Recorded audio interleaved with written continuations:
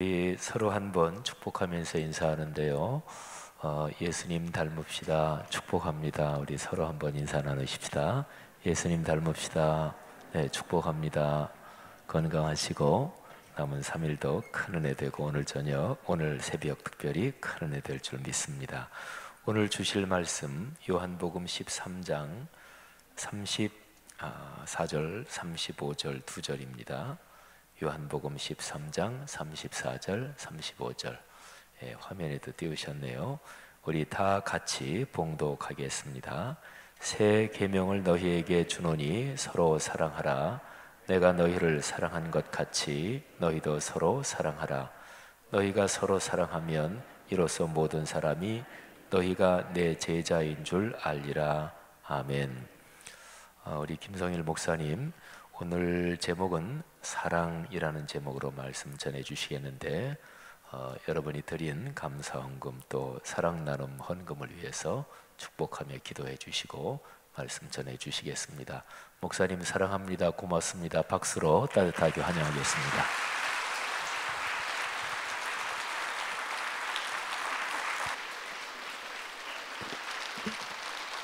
기도하겠습니다. 하나님 아버지, 감사합니다. 오늘도 우리에게 생명을 허락해 주시고 하나님 전에 나와 찬양으로, 기도로, 말씀으로 하나님을 바라보게 하시니 감사합니다. 우리의 삶 가운데 말씀의 부흥을 주옵소서, 또 삶의 부흥을 주시옵소서. 사랑이신 하나님의 풍성한 은혜가 오늘도 우리 가운데 충만케 하여 주시옵소서. 우리 마음의 정성을 모두어서 하나님 앞에 드린 모든 예물들 하나님 흠양해 주시고, 이 예물을 통해서 어려운 이웃들이 회복되게 하시고 복음이 열방까지 증거되는 거룩한 역사로 나타나게 하여 주시옵소서.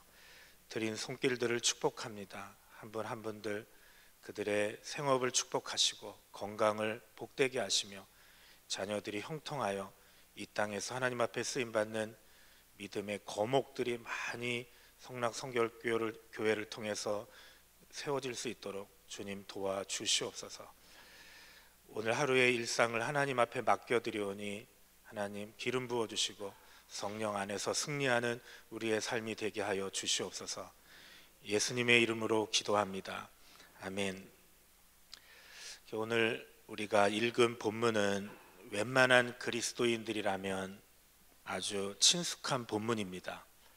이 본문이 나오게 된 중요한 이유는 예수님께서 우리에게 주신 명령 가운데 계명이라고 하는 단어를 빌어서 주신 명령이 오직 한 곳이기 때문에 중요합니다. 여러분, 계명 그러면 왠지 율법적인 냄새가 나지 않습니까? 그럼에도 불구하고 예수님께서 굳이 이 단어를 쓰시면서까지 오늘 우리에게 이 말씀을 주셨습니다. 그래서 이 본문을 가리켜서 대계명이다, 그렇게 부릅니다. 이것이 예수님이 우리에게 주신 그토록 중요하고 위대한 계명이라고 한다면 우리는 마땅히 이 본문의 배경을 자세히 알아야 됩니다. 도대체 어떤 문맥 가운데서 오늘 이 말씀을 주셨을까? 우리가 아는 대로 때는 예수님이 십자가에 돌아가시기 전 최후의 만찬 석상에서 일어난 일입니다. 유대인의 만찬 관습을 살펴보면 중요한 만찬의 식사는 반드시 발을 먼저 씻어야 했습니다.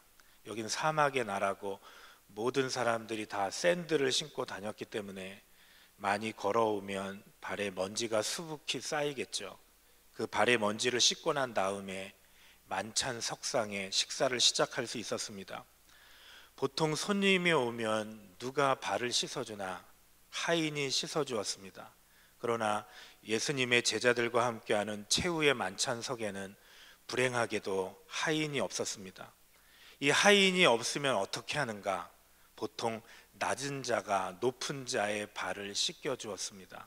근데 문제는 그날 여기 모인 12명의 제자 가운데 그 누구도 스스로 자신을 낮추어서 다른 사람의 발을 씻어주려고 하는 자가 없었습니다.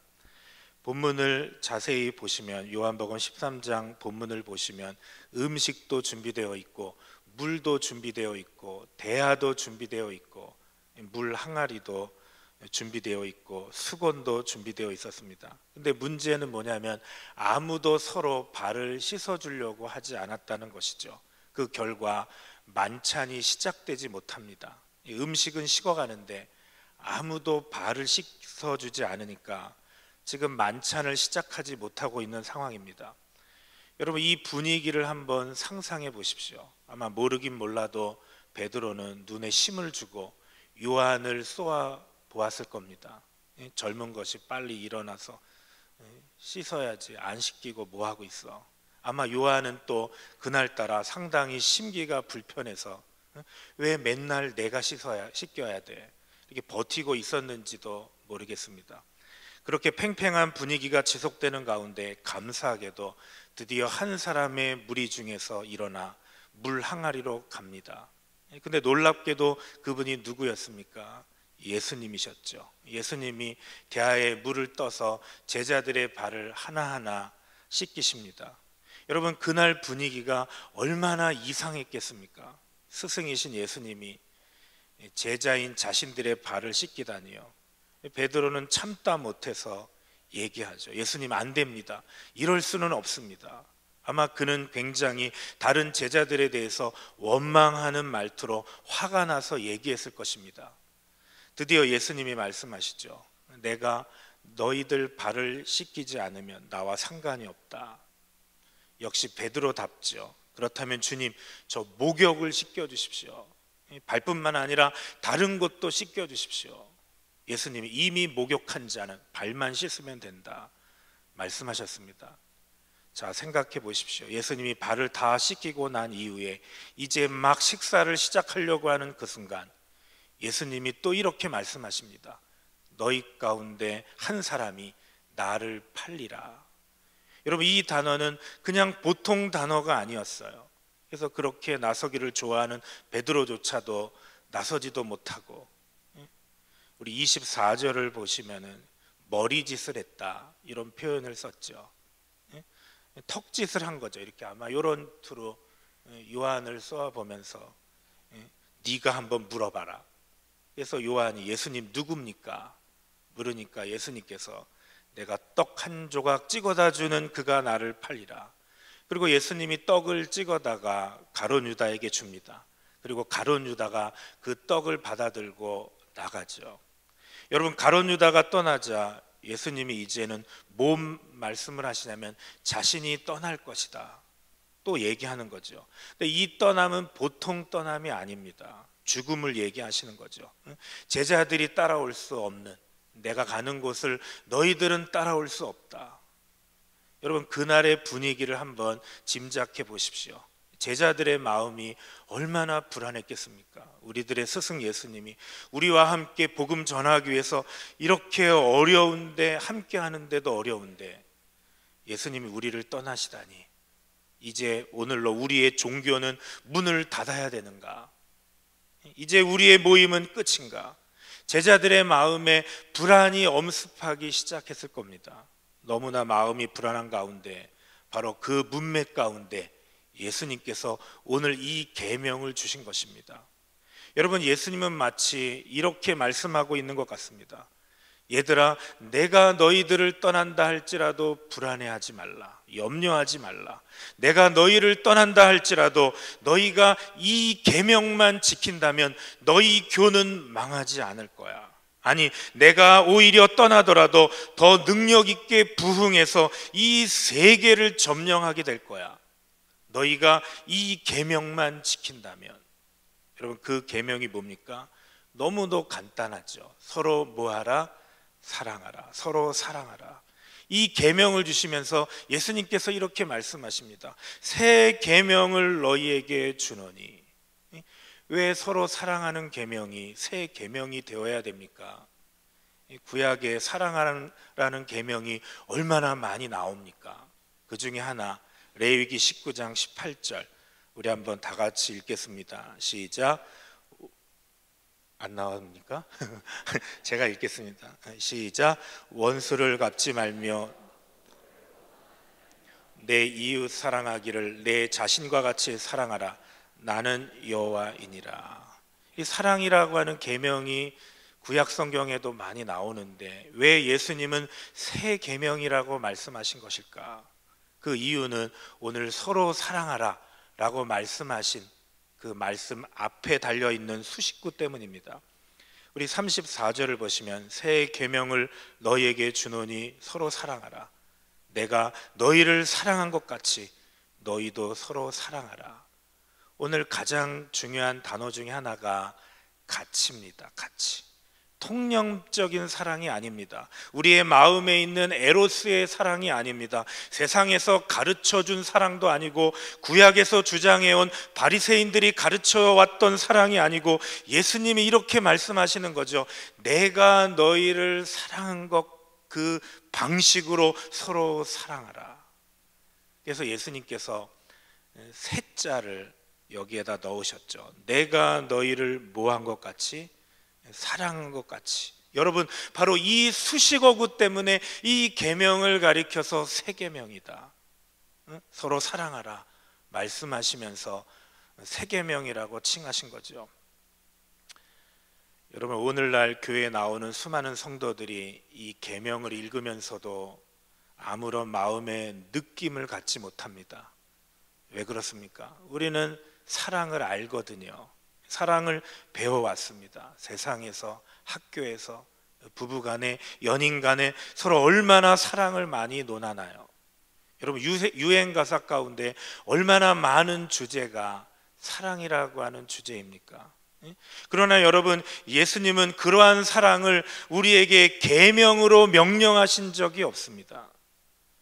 오늘날 교회가 왜 힘을 잃었는가? 예수님이 주신 계명으로 이 사랑을 이해하기보다는 내가 배워온 사랑으로 예수님의 명령과 성경의 사랑을 이해하기 때문에 그렇습니다. 아무런 변화가 없습니다. 우리가 다 아는 사랑, 사랑 누가 모르나, 사랑 누가 말했나, 사랑은 눈물의 씨야, 다 알잖아요, 여러분. 그러나 예수님은 그러한 사랑을 우리에게 계명으로 주시지 않았습니다. 분명히 말씀하십니다. 새 계명을 너희에게 주노니. 과거의 사랑과는 다르다는 것이죠. 과거에 너희가 알아왔던 그러한 사랑이 아니라, 너희가 율법에서 바리새인들에게 배워온 그런 사랑이 아니라, 세상에서 배워온 사랑이 아니라, 학교에서 배워온 사랑이 아니라, 새 계명을 너희에게 주노니 서로 사랑하라. 그리고 말씀하시는 거죠. 내가 너희를 사랑한 것 같이 너희도 서로 사랑하라. 그 계명, 그 사랑은 어떤 사랑입니까? 오늘 저는 감히 이 짧은 시간에 복음서 전체를 다 설교하고자 합니다. 여러분, 복음서를 읽어보면 예수님이 우리를 사랑한 그 사랑이 거대한 산맥을 이루면서 우리에게 말씀해 주시죠. 오늘 그 산맥만 잠시 터치합니다. 예수님이 우리를 사랑한 사랑, 내가 너희를 사랑한 것과 같이 너희도 서로 사랑하라. 그 명령하신 그 사랑은 어떤 사랑입니까? 첫째로 자격과 신분을 초월한 사랑입니다. 한번 따라 합시다. 자격과 신분을 초월한 사랑. 이 말씀을 가슴에 받아두십시오. 이게 예수님의 사랑이십니다. 여러분, 우리는 보통 어떤 사람을 사랑합니까? 먼저 어느 곳에 가든지 그곳에서 내가 사랑할 대상을 쇼핑합니다. 고릅니다. 그렇죠. 표정은 그렇지 않아요. 그러나 우리는 내가 사랑할 대상을 찾아다닙니다. 누가 나와 어울릴만 하는가? 고향은 어딘가? 학교는 어디를 나왔나? 학벌은 어떤가? 재산 규모는 좀 나하고 비슷한가? 여러분, 특별히 우리나라 사람들은 독특한 면이 있죠. 사람을 만나도 뭔가 연줄이 닿아야 교회 안에서 서로 사랑합니다. 대구 이야기하는데 막 광주 이야기한다? 그러면 이미 마음 문을 철커덩 닫아버리죠. 이미 끝납니다. 하여튼 군대라도 비슷해야 됩니다. 남자는 모이면 군대 얘기하잖아요. 또 여자들은 모이면 애 낳는 얘기하죠. 그래서 딱 갈라집니다. 순산파하고 제왕절개파가 또 갈라지죠. 아이고 이 집사도 배째어, 나도 배째어. 이러면 찰떡궁합이 돼가지고 말이죠. 하여튼 무슨 연줄이라도 닿아야 됩니다. 여러분 어떻습니까? 이 좁은 땅덩이에 경상도면 어떻고 전라도면 어떻고 충청도면 어떻습니까? 여러분 교회를 자세히 보십시오. 우리가 얼마나 복음과 상관없이 신앙생활을 하고 있습니까? 이렇게 우리가 우리의 사랑의 대상을 고르는 동안에, 우리의 사랑의 대상들을 쇼핑하는 동안에, 우리의 사랑의 대상으로 선택받지 못한 사람은 어떻게 됩니까? 마음 깊이 상처를 받는 거죠. 내가 무슨 그 사람에게 나쁜 짓 한 거 없습니다. 상처받을 만한 짓 한 적 없습니다. 그러나 단순히 내가 그 사람의 사랑의 리스트에 들지 않았다는 그 조건 한 가지로 충분히 마음속에 상처를 받죠.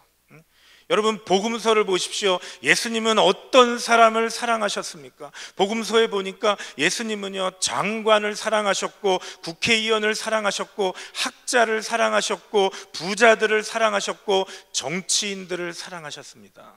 그러나 그분은 동시에 죄인들을 사랑하셨고 가난한 자를 사랑하셨고 병든 자를 사랑하셨고 심지어 창녀들까지도 주님은 사랑하셨습니다. 복음서를 읽어보십시오.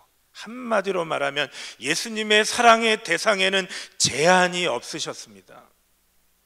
사랑하는 성도 여러분, 이 교회에 보낸 모든 사람은 그 사람이 누구든지 간에 나와 고향이 다르고 나와 학벌이 맞지 않고 재산의 규모가 맞지 않고 모든 것이 맞지 않는다 할지라도 이 교회에 보낸 모든 사람들은 하나님께서 여러분에게 사랑하라고 보내주신 사랑받을 자격이 충분한 사랑의 대상인 줄 믿습니다. 하나님이 자격 있다고 해서 여러분의 교회에 보낸 그 사람을 여러분이 배척하지 마십시오. 이게 바로 죄입니다. 죄악입니다. 오늘 여러분이 정말 이 계명을 중요하게 생각하고 여러분의 삶에 적용시키기를 원하신다면 여러분의 마음을 바다같이 넓히시기를 주님의 이름으로 축원합니다. 적어도 성락 성결교회에 보낸 모든 사람을 하나님 내가 사랑하겠습니다. 이것이 여러분의 기도 제목이 되기를 바랍니다. 여러분 이스라엘 목자들이요 양을 칠 때 어떻게 하는가? 양 중간에다가 염소를 집어넣습니다. 요즘에는 그 역할을 다 개들이 하지만 과거에는 염소를 넣었습니다. 그러면 염소는 뭐 하냐면 밥 먹고 하는 일이요 양 배들을 이렇게 들이받는 거죠. 여러분 양의 입장에서 보면은요 아유 저놈의 염소만 없으면 살 것 같아요. 풀 뜯어 먹죠. 따뜻한 햇볕에서 대책임질하면서 뭔가 평화를 누리려고만 하면 와서 염소가 양의 배를 들이받습니다. 얼마나 그 염소가 믿겠습니까? 근데 여러분 목자가 그 사실을 알면서도 왜 염소를 양떼들 가운데 집어넣습니까?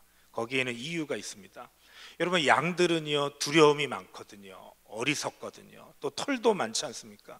근데 이스라엘 나라는요 기후가 덥기 때문에 겁이 많아가지고 양들은 늘 모여있기를 좋아합니다. 무리를 지어서. 근데 그 뜨거운 40도, 50도 되는 때 털이 많은 양들이 모였다가 흩어진다고 한번 생각해 보십시오. 그러면 몇 놈은 반드시 죽어 있습니다. 그것을 아는 목자가 염소를 중간중간 넣어서 어떻게 하느냐? 양들을 흩어놓는 거죠. 그러니까 여러분 알고 보면요 양의 입장에서 그렇게 내 배를 들이받는 저 나쁜 놈, 그러지만 사실은 알고 보면 염소가 뭡니까? 양에게는요 생명의 은인입니다. 여러분 깨달아지십니까? 여러분 하나님이 여러분을 사랑하시기 때문에 그러므로 성락교회 안에도 염소가 있다 없다? 있습니다. 여호와는 나의 목자시니. 아니 그분이 얼마나 현명한 목자신데 염소를 안 심어 두셨겠습니까? 천만에요. 염소 없는 교회 가면요 여러분 다 죽습니다. 여러분이 다음 주에 혹시 주일 예배 드리면서 야, 내가 저 집사님만 없으면 살만 나겠다. 그러면요, 다음 주에 그렇게 마음 먹지 마시고 90도로 인사하시기 바랍니다. 집사님 감사합니다. 알고 보니까 생명의 은인이셨군요. 말로 할 필요는 없습니다. 그냥 인사만 하십시오. 그러면 다음 주에 혹 누가 여러분에게 와가지고 90도 인사를 하거덜랑 여러분 아셔야 됩니다. 아, 내가 그구나. 여러분, 군대에 와서 사람 때문에 힘들게 목회한 적이 저도 있습니다. 대부분 참 좋으신데 한 집사님 때문에 목회가 힘들더라고요. 염소입니다, 염소. 제가 작정 기도에 들어가지 않았겠습니까? 하나님, 저를 딴 데로 보내주시든지 저분을 딴 데로 보내주시든지 금식하며 기도했습니다. 역시 하나님께서 종의 기도를 들어주셨습니다. 갑자기 그분이 전속을 가셨어요. 너무 좋았습니다. 근데 제가 얼마 못 가서 놀라운 일을 하나 발견했습니다. 그분이 떠나고 나자 멀쩡했던 양이 갑자기 염소가 되는 겁니다. 야, 대단하다. 제가 그때부터 염소 떠나달라고 기도를 안 합니다. 그냥 이왕 데리고 살 거 염소를 잘 키우자. 여러분, 아라비아 속담에 늘 맑은 날은 사막을 만든다, 이런 얘기가 있습니다. 여러분이요, 모든 세상을 다 나와 맞는 사람만 찾아 교회를 다녀보십시오. 여러분, 그런 교회가 없을 뿐더러 그런 교회를 만나면 여러분은 영적으로 죽습니다. 나와 맞지 않는 사람도 사랑하시기를 바랍니다. 우리 옆에 있는 분들하고 인사 나눕시다. 염소도 사랑하겠습니다. 예수님의 우리를 향한 사랑은 자격과 신분을 초월한 사랑입니다.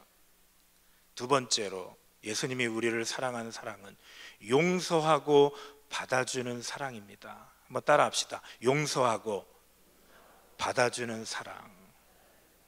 여러분, 멀리 갈 것도 없이 그날 최후의 만찬석상에 있는 제자들을 한번 보십시오. 예수님이 십자가를 앞에 두고 너무너무 고민하고 있는데 그들은 최후 만찬석상에서 뭐 하고 있습니까? 싸우고 있습니다. 뭐 가지고 싸우나 봤더니 누가 서로 높으냐, 누가 서로 잘났냐. 예수님이 이 땅에 왕으로 오실 때 누가 더 높은 자리 차지할 거냐, 이러고 싸우고 있었습니다. 수제자라고 하는 베드로는요, 자기를 3번씩이나 모른다고 부인했고, 모든 제자들은 체포대가 도착하자마자 예수님 놔두고 다 도망갔습니다. 그러나 여러분, 복음서를 읽어보십시오. 예수님이 그들을 사랑하셨습니다. 예수님 그렇게도 끊임없이 저와 여러분들을 용서하셨습니다. 저는 C.S. 루이스를 개인적으로 좋아합니다.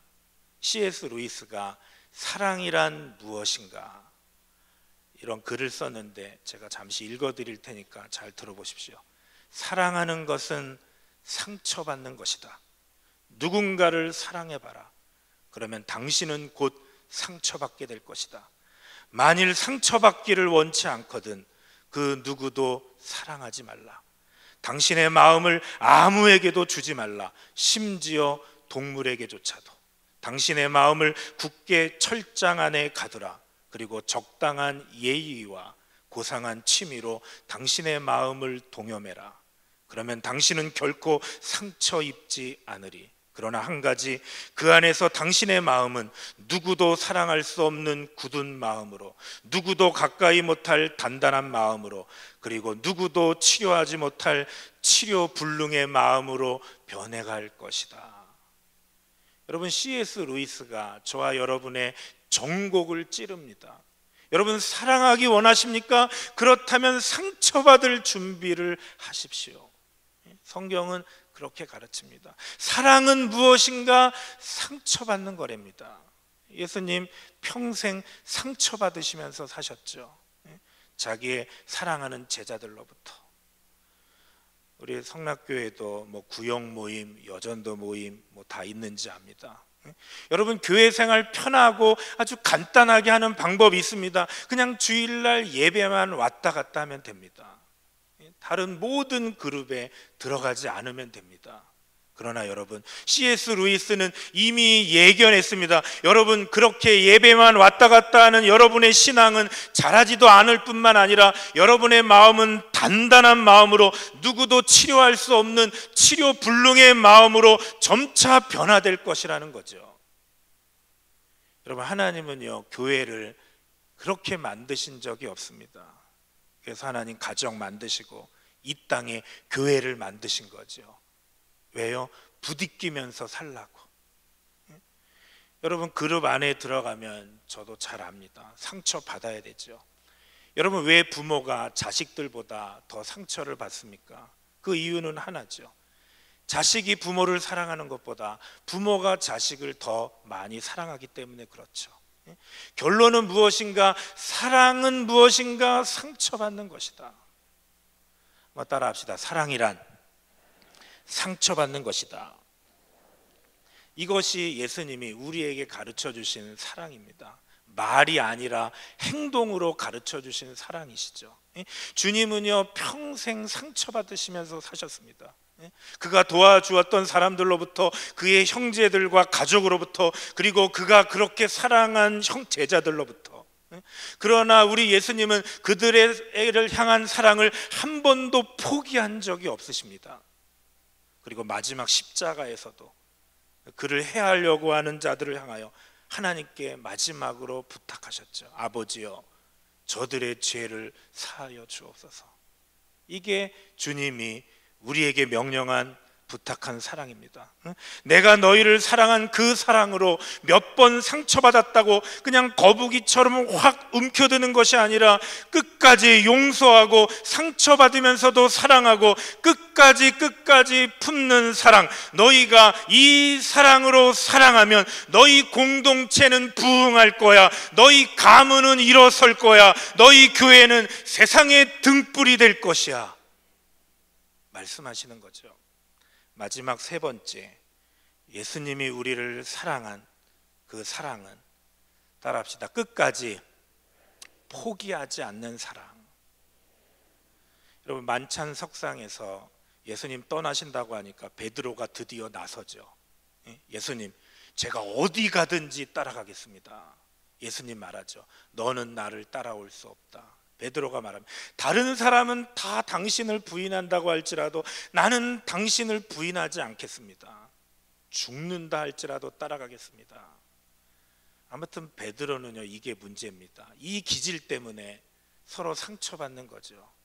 베드로는 뭐죠? 지금 예수님한테 충성 고백을 한 겁니다. 아무런 마음의 거리낌도 없이. 다른 사람들은 다 부인할지라도. 그러니 그 옆에 있는 저 같은 내성적인 사람이 생각할 때는 너무 기분 나쁜 거죠. 저놈은 말을 해도 꼭 저렇게. 아니, 자기만 안 부인하나? 그럼 우린 다 부인한다는 거야 뭐야? 베드로는요, 전혀 그런 의도가 없었습니다. 대개 이런 분들 보면은요, 또 상처도 잘 안 받아요. 왜냐하면 난 뒤끝이 없다고. 예수님 말씀합니다. 죽는 데까지 따라온다고 네가 다굴기 전에 3번 나를 부인할 것이다. 예수님 예언한 대로 다굴고, 요한복음 잘 읽어보시면 3번째 부인하자마자 닭이 울고, 예수님이 나오시다가 베드로를 쳐다보시는데 예수님의 눈과 베드로의 눈이 탁 마주치는 거죠. 저는요, 제가 화가 나면요, 이 장면을 한번 그려보고 싶어요. 예수님의 눈과 놀란 베드로의 눈. 그게 저와 여러분의 눈 아닙니까? 나도 모르게 그렇게 내가 다짐했건만, 확신했건만. 베드로가 나가서 통곡하죠. 그리고는 자신의 옛날 고향 갈릴리로 가서 고기를 잡습니다. 다른 몇 제자도 그를 따라 나섰습니다. 그러나 여러분, 이 고기가 잡히겠습니까? 예수님이 부활한 사실 그도 알았습니다. 보통 때 같았으면 예수님께서 수제자인 자기에게 먼저 나타나셔야 되는데, 여자들도 예수님 봤다 그러고 다른 제자들이 예수님을 봤다 그러는데 자기는 예수님을 보지 못했습니다. 베드로가 아마 그때쯤 충분히 납득했겠죠. 그래, 뭐 나 같은 것에게 예수님이 뭐 어떻게 나타나시겠어? 내가 무슨 수제자라고. 그리고 나가 고기를 잡았습니다. 밤새 고기를 잡았는데도 한 마리도 못 잡았죠. 저기서 새벽이 다가오는데 소리가 들려옵니다. 너희가 고기가 있느냐? 없습니다. 오른쪽에 그물을 던져라. 던졌더니 그물이 찢어지게 잡혔죠. 머리 좋은 요한이 옛날 사건을 떠올리면서 아, 예수님이시다 소리를 듣자마자 베드로가 어떻게 했습니까? 다른 제자들은 배가 너무 크고 고기가 많아서 작은 배를 타고 도착했는데 베드로는요 헤엄을 쳐서 예수님에게 다이빙을 해서 자유형으로 간 거죠. 여러분 상상해 보십시오. 그 추운 새벽 겉옷을 걸치고 물이 뚝뚝 떨어지는 베드로, 예수님은 그 앞에 서 계십니다. 도착해 보니까 예수님께서 뭘 피워놨습니까? 숯불을 피워놨죠. 여러분 베드로가 얼마나 추웠겠습니까? 또 베드로는 숯불 알레르기도 있죠. 왜요? 베드로가 못 쬐다가 부인했죠. 숯불 쬐다가. 그러니까 숯불 쬐는 것만 보면 그날 사건이 기억이 나는 거죠. 거기다 베드로는 추웠습니다. 여러분 새벽 바다 헤엄쳐 보셨습니까? 젖은 옷을 입었어요. 주님 다 아셨습니다. 일부러 숯불을 피워 놓으셨습니다. 그래요. 예수님 그런 분이시죠.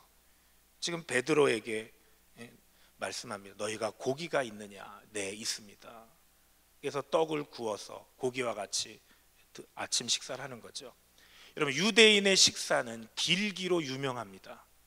이 아침밥을 다 먹는 동안 예수님과 제자들 한마디 말씀도 하지 않았습니다. 그 긴 식사를 마치고 주님 베드로를 향해서 말씀하는 거죠. 요한의 아들 시몬아 내가 나를 사랑하느냐?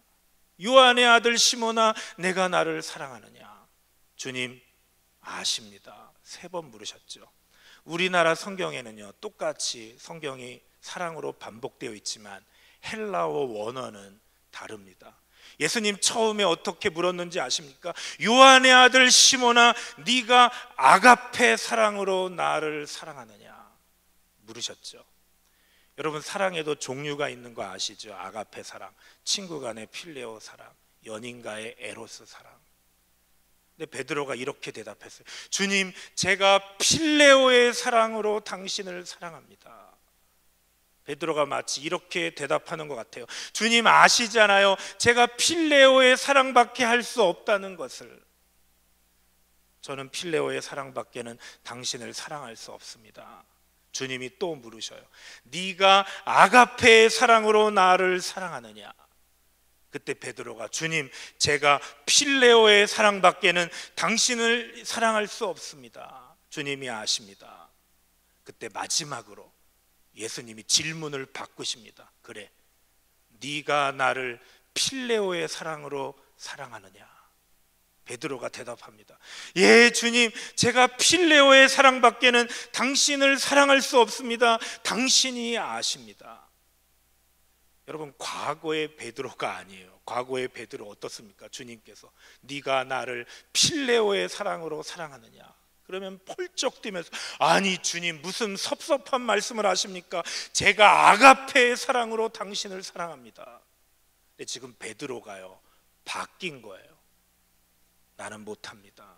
요한복음 21장 보면 놀라운 사건을 일어나죠. 주님 필레오의 사랑밖에 할 수 없다는 그 베드로를 향해서, 자신의 없어하고 낙담해하던 베드로를 향해서 예수님께서 말씀하시죠. 내 양을 치라, 내 양을 먹여라. 주님 지금까지 자신의 양을 다른 사람에게 맡기신 일이 없거든요. 주님은 당신의 양을 성공한 자에게가 아니라 실패한 자에게, 자신 있어 하는 자에게가 아니라, 예수님 당신이 아시잖아요. 나에게는 그럴 능력이 없다고 고백하는, 못하겠다고 고백하는 그 제자에게 그 새벽에 찾아가셔서 주님이 자신의 양을 맡기셨다는 거죠. 여러분 이게 주님의 사랑입니다. 아니 이게 우리가 해야 될 사랑입니다. 제가 이야기 하나 하고 설교 마치려고 합니다. 제가 좋아하는 미국의 목사님 중에 존 오트버그라고 하는 목사님이 있습니다. 이분이 쓴 책 중에 누더기 하나님이라고 하는 책이 있습니다. 그 책 속에 보면 자기 여동생 바비가 어릴 때부터 가지고 놀던 그 펜디라고 하는 이름의 봉제 인형 이야기가 나옵니다. 어느 날 이 여동생이 자기가 사랑하는 고모로부터 인형을 선물 받았는데 그 인형의 이름을 펜디라고 지었습니다. 그리고는 그 인형을 너무너무 사랑하는 거예요. 그 펜디에 대한 사랑 누구보다도 앞섰고 아주 열정적이었습니다. 잠자리 들 때도 펜디를 항상 옆에 두고 있었고, 여행 갈 때도 펜디를 끼고 다니고, 하다못해 목욕할 때도 그 인형을 데리고 다녔습니다. 시간이 지나서 그 펜디라고 하는 인형이 낡아지기 시작했습니다. 막 솜이 터져 나오고 막 팔이 부러지고 마침내 누더기 같은 모습이 되었습니다. 그럼에도 불구하고 여전히 그 바비라고 하는 여동생이 펜디를 사랑합니다. 그 소녀는 그 인형이 한참 아름다웠을 뿐만 아니라 누더기가 되었을 때도 열렬히 사랑했습니다. 언젠가 가족들이 캐나다 여행을 다녀오는데 그만 깜빡 잊고 소녀가 잠든 틈에 아빠가 아이를 실었는데 그 펜디라는 인형을 캐나다에다 두고 온 겁니다. 수백 킬로 달려서 이미 미국으로 돌아왔는데 말할 것도 없이 그녀의 가족은 차를 돌려야 됐습니다. 왜요? 펜디가 얼마나 그 소녀에게는 소중하다는 것을 알았기 때문에. 호텔에 가보니까 펜디는 어디에도 없었습니다. 방에도 없었고 호텔 점원에게 물어봐도 알 수 없었습니다. 드디어 급기야 온 가족이 쓰레기장을 뒤지기 시작했습니다. 바로 그곳에서 다 떨어진 인형이 있었습니다. 시간이 흘렀고 그녀는 자라 어느덧 시집을 갔습니다. 그러나 그녀의 어머니는 그 인형을 버릴 수가 없었습니다. 아니, 오히려 그 인형을 곱게 싸서 다락방에 보관해뒀습니다. 20년이 넘도록. 집안에 온갖 장난감 많았는데 다 다른 형제들이 놀던 장난감은 다 버렸는데 유독 펜디만큼은, 그 다 떨어진 누더기 인형만큼은 그 집의 다락방에 아주 곱게 보관되어 있었습니다. 사랑하는 여러분, 무엇이 펜디 인형을 그렇게 가치 있게 만들었습니까? 무엇이 그 누더기 같은 다 떨어진 펜디 인형을 그렇게 가치 있게 만든 것입니까? 여러분, 펜디 인형에게 가치가 있었기 때문입니까? 천만에요. 그 인형에게는요 아무 가치도 없습니다. 그것은 한마디로 누더기 인형에 불과합니다. 펜디 인형을 그렇게 가치 있게 만든 것은 펜디 인형에게 가치가 있어서가 아니라 펜디 인형을 향한 그 소녀의 사랑 때문에 그렇습니다. 여러분, 성경이 무엇을 얘기합니까? 우리 모두는 다 하나님 앞에 누더기 인형과 같다고 말합니다. 그러나 하나님이 이해 못하게 저와 여러분을 사랑하셨습니다. 나 같은 누더기 인형 죽었어요. 세상에서 종노릇했어요. 사탄에게 종노릇했어요. 너무너무 더러워서 내 마음에 깨끗함이 하나도 없는 누더기 같은 저와 여러분을 하나님 이해하지 못하게 사랑하셨습니다. 우리가 아직 죄인 되었을 때 그리스도께서 우리를 위하여 죽으심으로 하나님께서 우리에게 대한 자신의 사랑을 확증하셨느니라. 우리가 아직 죄인 되었을 때, 내가 죄 가운데 살면서 그 길이 멸망인 줄도 모르고 멸망의 길로 달려가고 있을 때 하나님 이해할 수 없는, 도저히 이해할 수 없는 사랑으로 저와 여러분을 사랑하신 줄 믿습니다. 여러분, 우리 모두는 다 누더기입니다. 우리 안에 어떤 가치도 없습니다. 여러분이 다른 사람보다 조금 더 지식이 있다고 해서 하나님 앞에 여러분이 사랑받을 가치가 있나요? 조금 더 착한 일을 많이 했다고 저 길거리 창녀보다 내가 조금 더 낫다고 생각하시나요? 여러분, 십자가를 모르시는 겁니다. 여러분이 모태신앙이기 때문에, 여러분이 좀 더 다른 사람보다 외모가 말쑥하기 때문에, 아니 좀 더 좋은 집안에서 자랐기 때문에 하나님이 여러분을 길가에 뒹구는 저 사람들보다 더 사랑할 것이라고 생각하십니까? 그렇다면 여러분은 하나님의 사랑을 전혀 모르는 거죠. 여러분, 이 땅의 의인은 한 사람도 없습니다. 아멘. 모든 사람이 죄를 범하였음에 하나님의 영광에 이르지 못하더니, 우리에게 가치가 생긴 것은 우리 안에 가치가 있어서가 아닙니다. 내가 재물을 많이 가지고 권력을 가지고 세상에서 성공하고 외모가 잘생겼기 때문이 아닙니다. 우리가 가치가 있는 것은 누더기 같은 우리를 향한 하나님의 사랑 때문입니다. 이렇게 누더기 같은 우리를 사랑하신 그 주님이 이 땅을 떠나시면서 우리에게 한 가지 계명을 주셨습니다. 그 계명은 다름이 아니라 바로 이런 것입니다. 얘들아, 너희 주위에 있는 누더기 인형을 나의 사랑으로 사랑해 주지 않겠니? 아멘. 우리가 사랑할 대상들은 멋진 사람들이 아닙니다. 나와 같은 고향 사람들이 아닙니다. 나와 기질이 맞고 취미 생활이 맞는 사람들이 아니에요. 보기만 해도 징그러울 정도의 그 누더기 인형. 그러나 주님이 오늘 저와 여러분에게 부탁하십니다. 얘야, 나의 누더기 인형들을 좀 사랑해다오. 그가 너의 속을 썩이더라도, 나와 맞지 않더라도, 너와 신분의 차이가 많이 난다 할지라도 그를 사랑해다오. 너희가 그 사랑으로 서로 사랑하면 모든 사람이 너희가 내 제자, 다시 말하면 너가 나를 닮고 있다는 사실을 알게 될 거야. 조용히 눈을 감고 한번 주님 앞에 나아가 기도하겠습니다.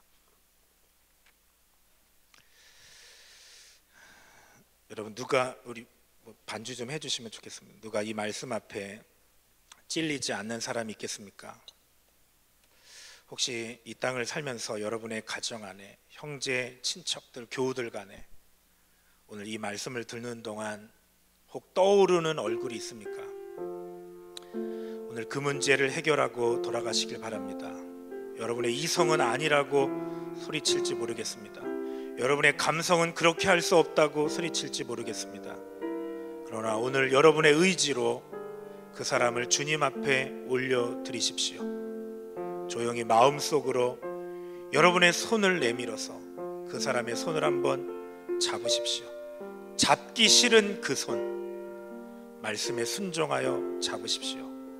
그가 당신의 배우자인지 모르겠습니다. 그가 당신에게 상처를 준 부모인지도 모르겠습니다. 또 자녀들인지도 모르겠습니다. 형제인지도 모르겠습니다. 예, 그렇습니다. 그는 누더기 인형입니다. 그러나 기억하십시오. 하나님이 사랑하시는 누더기 인형입니다. 하나님이 사랑한 그를 여러분이 사랑할 수 없다고 고집하지 마십시오. 여러분과 그 사이에 어떤 이권 관계가 있는지 모르겠습니다. 그것을 해결할 필요가 없습니다. 오늘 하나님 앞에 그를 받아들이겠다고 결단하시기 바랍니다. 오늘 주님 큰 사랑받은 우리에게 명령하십니다. 얘야, 나의 누더기 인형들을 사랑해다오. 그렇게 사랑해다오. 우리 이 시간 합심하여 하나님, 내게 사랑 부어달라고. 누더기 같은 나 사랑해서 갈보리 십자가 위에 고난당하신 그 하나님의 사랑 깨닫고 나도 하나님 사랑하게 해달라고 우리 이 시간 합심하여 통성으로 기도하겠습니다. 하나님 아버지, 감사합니다. 우리에게 사랑을 허락해 주시옵소서. 내 마음을 넓혀 주시옵소서. 아버지 하나님, 내가 이 땅에 사는 동안 모든 사람들과 어떤 사람과도 장벽 쌓고 살지 않기 원합니다. 아버지 하나님, 도와주시옵소서. 오늘 용기 내어 내 마음에 남아있던 그 사람을 향하여 이 시간 손을 내밉니다. 아버지, 그의 손을 잡습니다. 아니, 지금 잡았습니다. 성령께서 제게 능력을 더해주시고 우리 사이에 막힌 담을 헐어주시고 아버지 하나님, 나에게 사랑의 마음을 허락하여 주십시오. 제가 주님의 제자 되길 원합니다. 예수님 닮길 원합니다. 하나님은 사랑이시라. 사랑이신 하나님의 사랑이 우리 가운데 있기를 소망합니다. 아버지 하나님, 테텔레스타이 가시면류관 쓰시고 옆구리에 창 찔리시고 수많은 사람들에게 침뱉음 당하시면서도 그들을 사랑하신 주님의 사랑으로 오늘도 그 사람을 마음에 품고 사랑하길 원합니다. 주여, 은혜를 부어주시옵소서. 도와주시옵소서. 우리 이 시간 한 가지 기도 더 하려고 합니다. 하나님이 여러분에게 주신 사랑하는 자녀, 그 자녀들을 한번 품에 안고 기도하기를 원합니다. 우리는 연약해서 때로 그토록 사랑하면서도 자녀들에게 상처를 입힙니다. 어릴 때 받은 상처로 인해 괴로워하고 있는 자녀들, 나름대로 너무나도 힘든 세대를 살아가지만 우리는 이해할 수 없는 그들을 여러분의 잣대로 평가하지 말고 한번 품에 안아주시지 않겠습니까? 하나님 아버지의 사랑으로 그들을 한번 축복해 주시지 않겠습니까? 우리 다 같이 조용히 팔을 내밀어서 한번 자녀들을 가슴에 안으십시오. 어깨에 안으십시오. 그리고 하나님, 자녀 낳은 분들이 있으면 손을 잡아주셔도 좋고, 당신의 품에 안은 그 자녀들을 이 시간 축복하는 기도 했으면 좋겠습니다. 아버지, 내가 내 목숨 다할 때까지 비록 내가 상처받더라도 그들을 사랑하기 원합니다. 아들, 딸의 이름을 부르면서, 여러분의 자녀들의 이름을 부르면서 다 같이 합심하여 기도합니다. 아버지 하나님, 오늘 사랑하는 자녀들을 위해 기도합니다. 또 자녀들은 부모님들을 위해 기도합니다. 성락교회 성도들이 자신의 사랑하는 자녀들을 위해 기도합니다. 능력의 주께서 역사하여 주셔서 사랑하는 자녀들을 위해 축복 기도할 때 놀라운 역사가 이 시간 나타나기를 원합니다. 아버지 하나님, 은혜 베풀어 주시길 원합니다. 하나님 아버지, 도와주셔서 저들의 기도에 능력 있게 도와주시옵소서. 아버지 하나님, 혹시라도 상처 입힌 것이 있다면 그 상처를 주께서 다 없애주시고 놀라운 아버지 사랑 가운데 나아가 그 마음에 성령께서 깨끗하게 씻어주시길 원합니다. 성도들의 가정에 사랑이 생기게 하여 주시옵소서. 부자간에 하나님의 사랑이 생기게 도와주시고 하나님 사랑하는 가정들이 아버지 하나님 이 재단에 넘쳐날 수 있도록 도와주시옵소서. 교회 안에 놀라운 사랑이 회복될 수 있도록 주님 도와주시옵소서. 그 하나님의 크신 사랑으로 날마다 자녀들을 축복하고 그들을 끌어안고 기도하며 그들을 위해서 헌신할 때 우리 자녀들이 이 땅에 하나님 앞에 쓰임받는 귀하고 복된 자녀들이 되도록 주님 도와주시옵소서. 상처받은 자녀 치유하옵소서. 낙심한 자녀들 회복시켜 주시옵소서. 신앙 떠난 자녀들 신앙을 회복시켜 주시고 아브라함의 하나님이 이삭의 하나님이었던 것처럼 우리의 하나님, 우리 자녀들의 하나님이 되게 하여 주시옵소서. 우리가 기도하는 마음으로 이 시간 찬양, 사랑은 언제나 오래 참고 한번 불렀으면 좋겠습니다.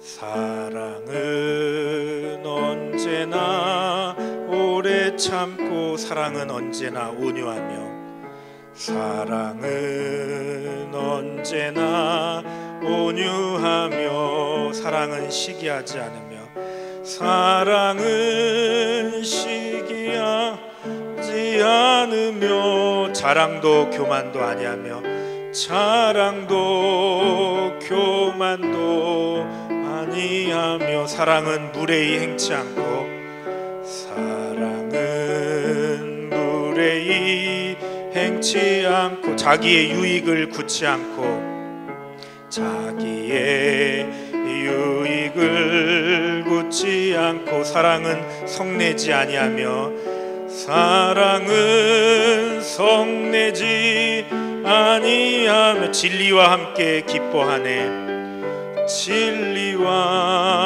함께 기뻐하네 사랑은 모든 것 감싸주고 사랑은 모든 것 감싸주고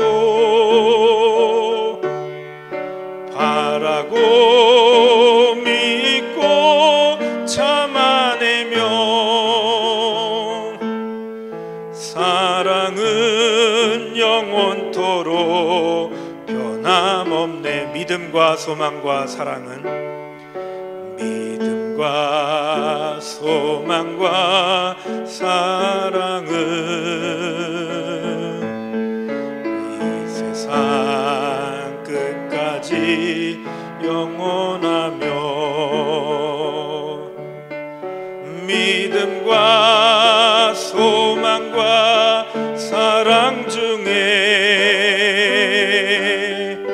그 중에 제일은 사랑이라 그 중에 제일은 사랑이라 그 중에 제일은 사랑이라 우리 오늘 정말 좀 시간을 갖죠. 한 번 더 기도하고 싶습니다. 하나님, 어떤 나를 사랑하셨는데, 하나님께서 나를 어떻게 사랑하셨는데, 우리는 누구를 사랑해야지 하기 전에 내가 얼마나 사랑받고 있는 사람인데, 우리는 아직도 사랑할 사람을 선별하고 있는 내 자신의 초라한 모습을 가슴 아프게 여기시길 바랍니다. 내가 사랑하지 못하는 것은 나에게 상처가 있기 때문이고, 보이지 않는 쓴뿌리와 앙금, 그리고 가슴 깊은 아직도 표출되지 않고 있는 분노의 감정들이 잔존해 있기 때문인 줄 압니다. 사랑할 줄 알면서도 그래서 사랑을 못하는 거죠. 우리 기도하기 전에 은은히 조용히 예수 사랑하심을, 아까 우리 여전도에서 찬양했던 곡인데 잠시 한번 예수 사랑하심을 가슴에 손을 얹고 한번 부르고 기도하고 마치겠습니다.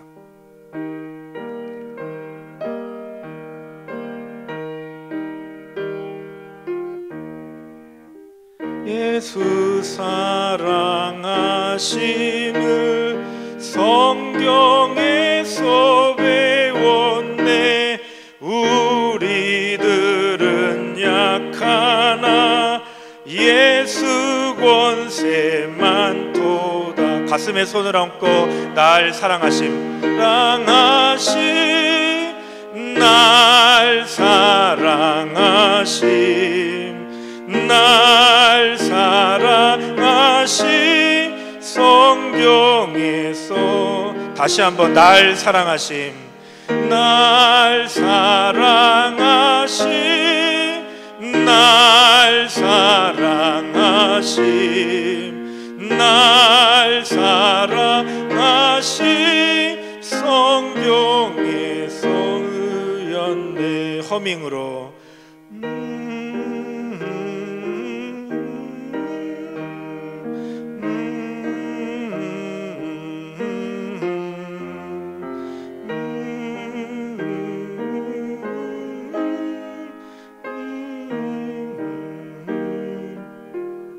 성령께서 감동 주시는 대로 우리 치유를 위해서, 나의 회복을 위해서, 신앙 회복을 위해서, 사랑 회복을 위해서 우리 간절히 기도하겠습니다. 다 같이 기도합니다.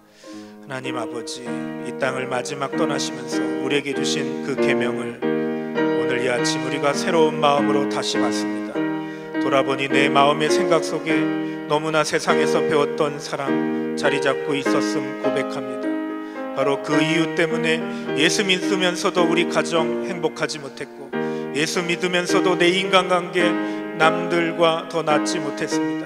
아버지 하나님, 우리의 어리석음을 회개하오니 용서하여 주시옵소서. 주님이 저 세상에 있는 사랑으로 우리에게 계명 주심이 아니었고, 당신이 나를 사랑한 그 사랑으로 사랑하라 명령하셨사오니 주여, 그 이 계명을 우리가 받겠습니다. 누더기 인형 같은 우리를 사랑해 주심 감사합니다.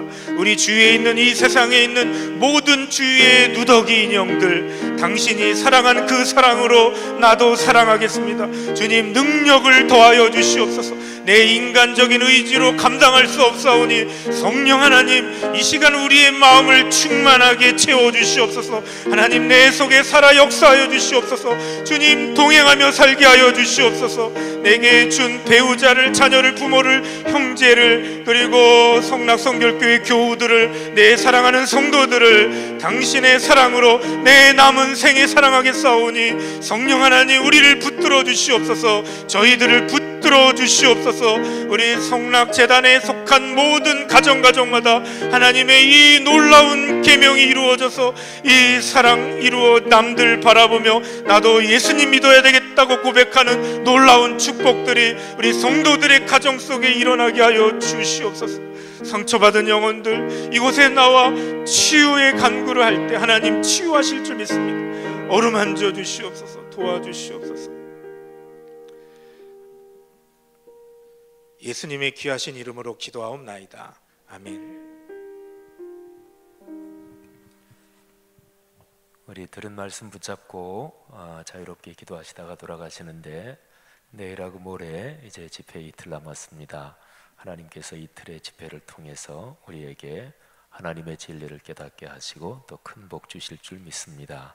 강사 목사님을 위해서 기도해 주시고, 또 내 주변의 구역 식구들 또 이웃들 권면해서 같이 은혜 받으시기를 바랍니다. 또 새벽 예배 안 드리다가 드리시는 분들 한 4일 정도 되면 낮에 목록하고 힘들기도 하는데 남은 이틀 또 꼭 다 참석해서 은혜 받으십시다. 다 같이 통성으로 기도하다가 자유롭게 돌아가십니다. 하나님 아버지 은혜를 진심으로 감사합니다. 주신 말씀